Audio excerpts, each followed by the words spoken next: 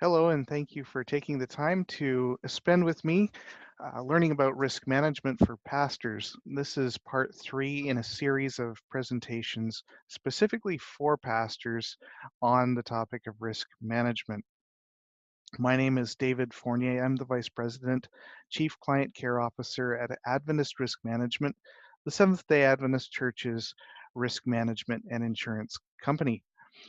I really am excited that pastors are taking the time to learn more about risk management as it is an important part, a natural part of the ministries of the church as we consider the example of Christ on earth and watch how he cared so deeply for people's well being.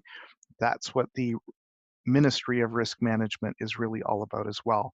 So, thank you for taking the time to learn more about this important topic. We have focused in three areas in our webinars. This is the child protection webinar today. Previously, we spoke about the physical plant and life safety, and we still have the activity planning and transportation webinar that we will do very, very shortly. So altogether, there will be four with one webinar at the beginning, really setting the stage, setting the tone of why risk management is important to ministry and for pastors to take notice of.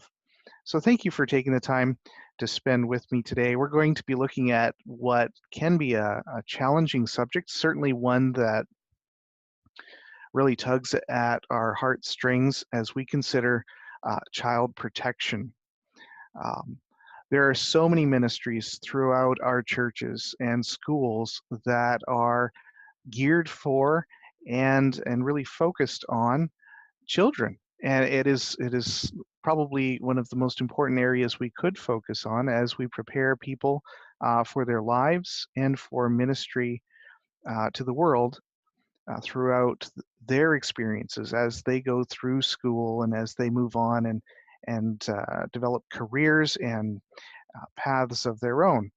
So very, very important for us to have a firm grasp of uh, what children are going through, our responsibility as we are given care, custody, and control of children, either attending our Sabbath schools or going on our adventurer or pathfinder outings.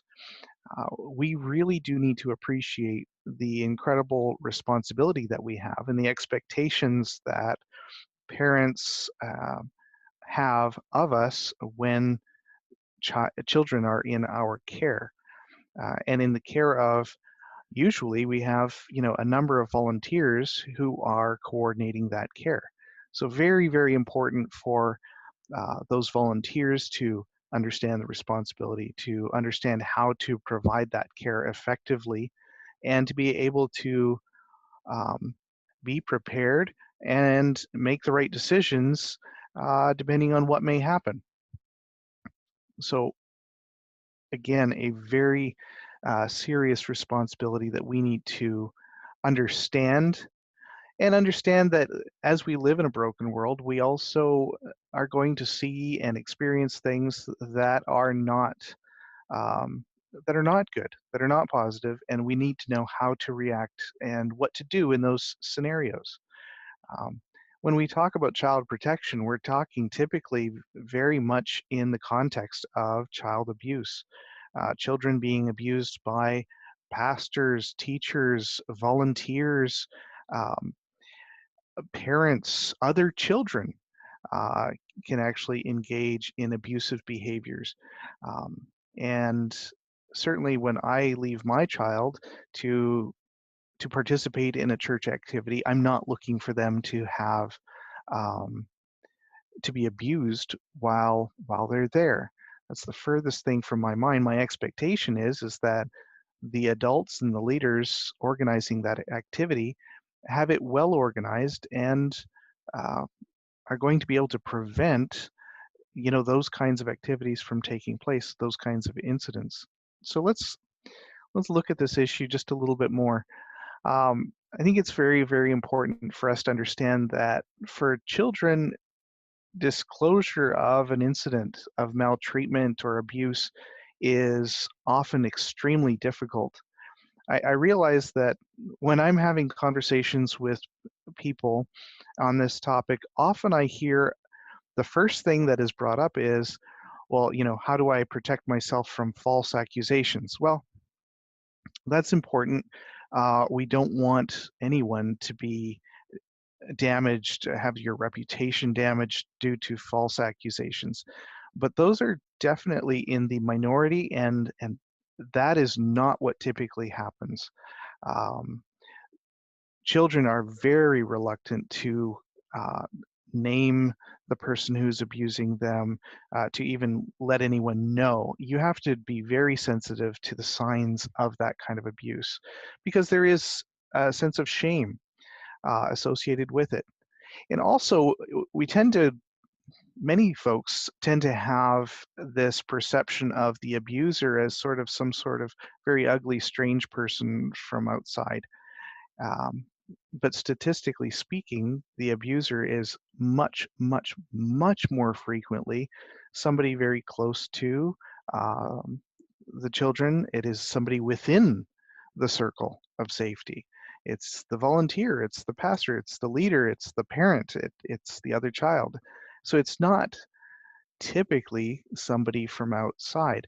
So what that means is for the child, they may have a sense of loyalty, and they have a very legitimate fear of not being believed because they're saying something about someone everybody already trusts. In fact, somebody that everyone probably trusts more than they trust the child. Um, and they don't know what's going to come of this if there are negative consequences. What is that going to mean? There tends to be a lot of fear involved. So fear of the unknown, fear of rocking the boat. You're not sure what you're going to be dealing with, and that may be true also with that child's parents of experiencing, you know, confusion and fear, and certainly anger as well. For pastors, I do want to mention that for many pastors, and this does vary and has varying nuances by jurisdiction, many pastors are in fact mandatory reporters. But let me take it a step further. I think it's important for you to look up the information about where you minister in the state or province where you're located and understand your legal duty. But that's not enough. A legal duty is often far short of our moral duty. And as ministers of the gospel, as people who base our entire faith on the Word of God as our foundation, our moral authority, our moral standing should be much more than simply what the law requires. We have a duty to care for those who um, are vulnerable, and certainly our young people fall into that category. You see the text here from Mark 9, whosoever shall offend one of these little ones that believe in me, it's better for him that a millstone be hanged about his neck and were cast in the sea. Strong language about what it means to care for or in this case, to offend, to abuse those who are vulnerable. So let's look at solutions. I want most of our our talk today to be oriented to solutions.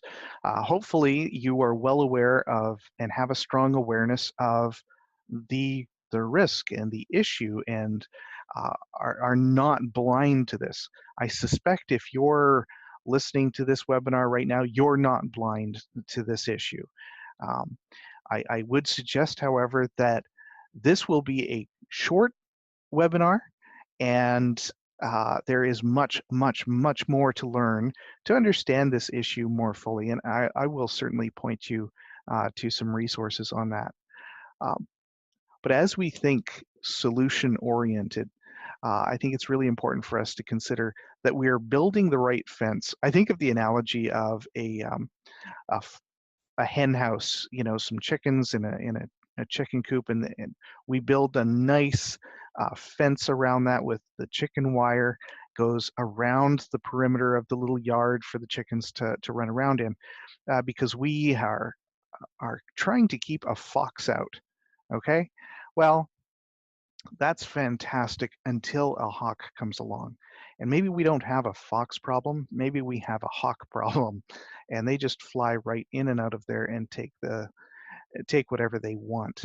Very important for us to understand the issues that we're actually facing and build protections that actually solve the problems that we face.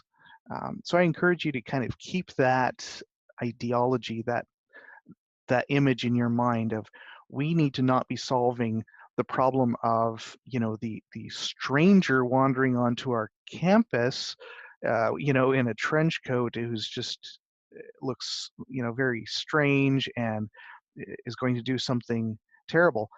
I'm not saying that has never happened, because it certainly has, but the percentage of cases of abuse in our church where that was the scenario is an incredibly small fraction. That is a tiny, tiny scenario. Much more frequent is just the case where there was, um, it's people within the circle of safety who have violated the trust of the children and their parents. So we want to make sure that our measures are actually effective. So let's look at those. Top of my list here of measures has everything to do with the quality and the quantity of effective supervision. Our church has some really good guidelines on that. Um, and it's important for us to implement those. Uh, One of the areas that our legal team has often heard comment on is that the church does pretty well when it behaves like the church. And another quote that we often hear in that sphere of, as the legal team fights cases on behalf of the church, is, uh, it's not what we do that gets us in trouble so much as what we don't do. So we need to proactively implement the things, the solutions, the policies that we have in place, um, in order to to achieve the results we're looking for. Quality and quantity of effective supervision is certainly one of those. That means two adults should not be alone with children, or at least you need to have, the windows and the doors. You need to have that open policy where everyone can see what's going on. Um, Background screening. Our church does have, here in North America, policies on background screening.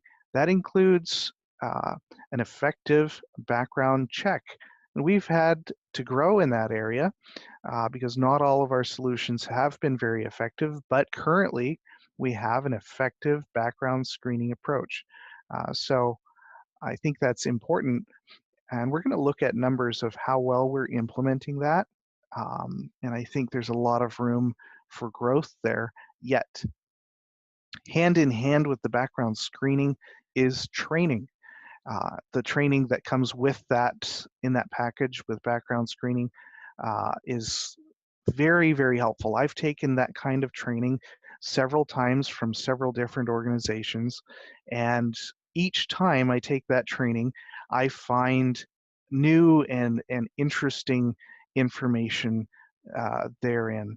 It is helpful for us to keep this on the forefront of our minds, because if we're going to be aware of what abuse looks like and how to detect it, we need to be familiar with this information.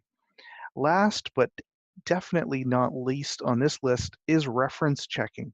And this is by no means a comprehensive list of everything we can and should do to protect our children. But I will really want to highlight the reference checking here.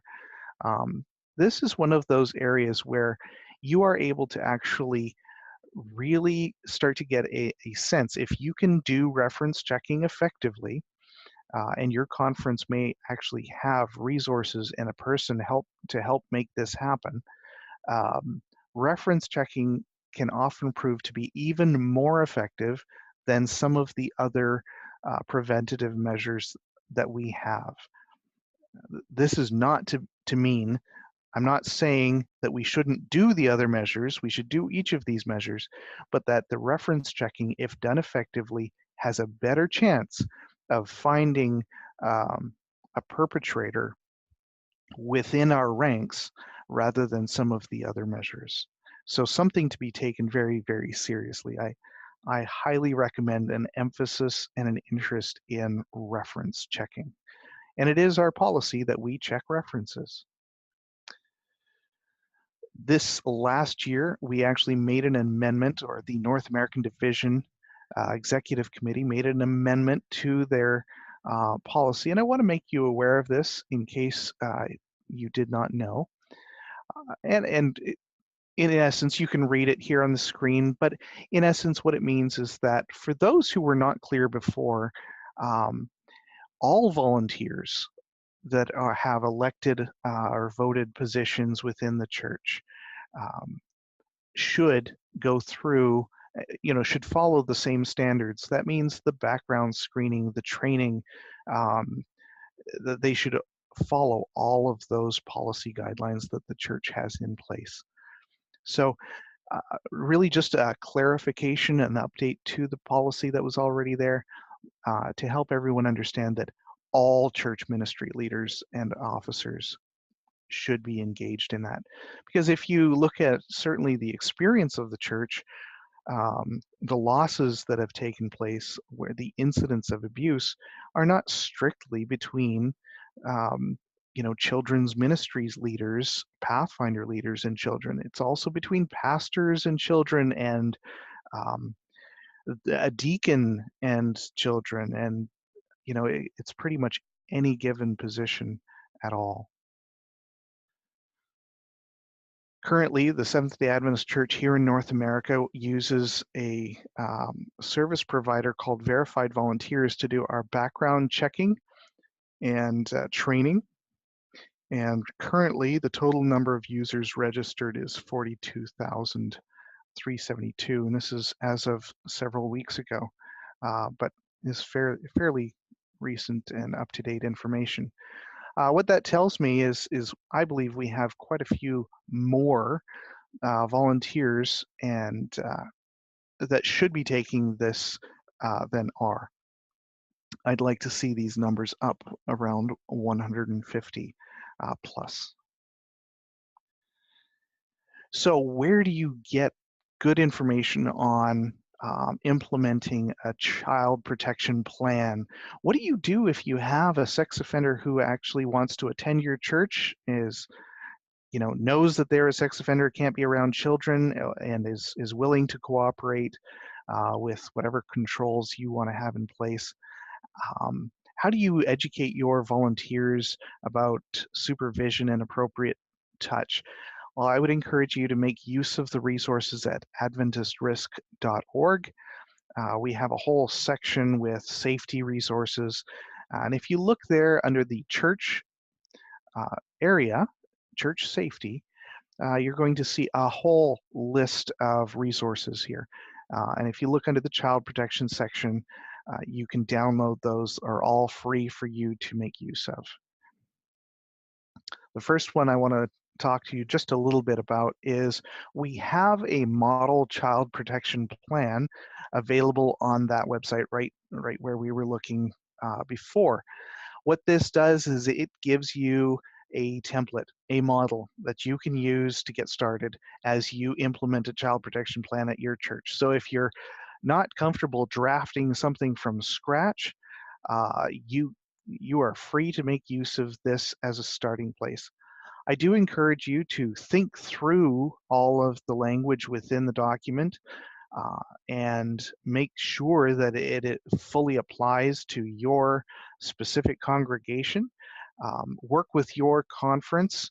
If your conference has an updated one that they would prefer to use, work with your conference's voted resources. But I want you to know that there are resources to make these things happen. And don't delay. it's really important that your church has a plan on how you will protect children that are attending there. Another resource available on our website is the Church Participation Agreement. This is again the scenario where somebody who's a known sex offender um, wants to participate in worship in some way, and this becomes an agreement with strong controls. And it's not just a paper document. This is a document that outlines real specific um, requirements. So in this case, you likely have specific chaperones that would be assigned to accompany this person, the offender. They would outline specific places the person could go, could not go. If they're sitting in a pew and a young family comes and sits on the same pew, that they would actually excuse themselves and they would need to go sit elsewhere. It really gets into the responsibility here is um, going to be on the offender and the church to ensure that the children are kept safe. We're going to protect those who are vulnerable in over somebody who has proven that you know, that they have not cared for, that they have actually hurt vulnerable people in the past. Very, very important distinction there. We will always prioritize those who are the young and the vulnerable over somebody who has been an abuser.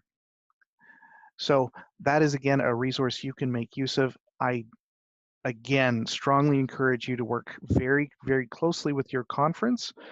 This is not something to be kept strictly, as I've heard some do, strictly between one person and the offender or two people and the offender. This needs to uh, probably be filed with several of the top leaders in your church. I'm not saying that it necessarily needs to be published and shared widely and openly, but it does need to be communicated um, confidentially within a circle of people who can um, follow up on it. You will want this to meet the local jurisdictional standards, so that's why you need to work closely with your conference. But consider this, people move. I know of a case where there was a head elder and a pastor who engaged in an agreement with a sexual offender. And so they were monitoring his activities and stuff, but the pastor was transferred and the elder retired and moved away. And the sexual offender continued to attend church in that location, and no one knew the difference. No one knew that that's what was going on. A new pastor came in and discovered that this person was in fact an offender, that an agreement had been in place previously, and really had to take things in hand to put an effective plan in place where there was essentially none now that the people who were meant to monitor it had left. So you can't keep this stuff so secure that no one knows how to implement it. Often we err heavily on the side of protecting the good name of the offender. Well, the offender doesn't have a good name, and you need to be protecting the church and the children of that church. So while I certainly don't want to see people actively going around trying to defame people and that kind of thing, I would err on the side of protecting the vulnerable in this case. You can walk through the nuances of what you can or cannot do with our legal counsel, certainly, or I would work most specifically, start with your conference council that knows your jurisdiction better than we can. All right. So another resource for you. When I think of the steps that we need to take to achieve a solid protection plan that really does prevent incidents from taking place. So again, hard sometimes to measure what didn't happen, but that's essentially what we want to do, is we want to prevent incidents from happening. It starts with leadership, and that's why we're talking here together. That's why you've taken the time to listen to this quick webinar and learn more about this topic. So make it a priority, and express that this is a priority, and express it through your actions. As your church implements child protection policies, it may include, hey, we're going to have windows in classroom doors. You may want to have a window in your office door. I strongly encourage that, especially if you're concerned about your future and your reputation. Insist that there are windows indoors. Insist that at least 2 adults are always present. Insist that, somebody new shows up at your church and they're happy to help with children. Insist that, the 6-month rule, the idea of getting to know them for some time, start to see how they respond to the rules and policies of the church. Get get a sense of, are these people actually supportive and cooperative with our policies, or are they a little bit on their own page? Are they just going to do what they want to do? You need a solid team that actually is pulling together to implement this effectively. But it starts with leadership.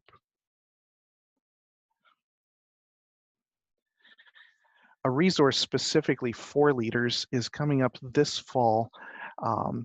September 24 and 25 of 2018, the North American Division, in cooperation with a number of other organizations, including Adventist Risk Management, is putting on another Summit on Abuse. You can learn more about this at enditnownorthamerica.org. It was my privilege to be part of this event last year, and I think a lot of good information was shared. The way this works is we do one day is all of the information in English, one day is all of the information in Spanish. So you get a um, full day of um, presentations and Q&A in each language. And for the 2018 summit, the information will be in English on September 25. The day in Spanish will be September 24. So I hope you'll put that in your calendar. You will see more information about that, of how you can either attend or digitally attend. This is largely a digital conference, a summit, so people can, just watch from your office or your home. So a good way to learn a lot about legal matters related to abuse, as well as, how you can minister more effectively to the young people in your church. What about people who have experienced spousal abuse, that kind of thing.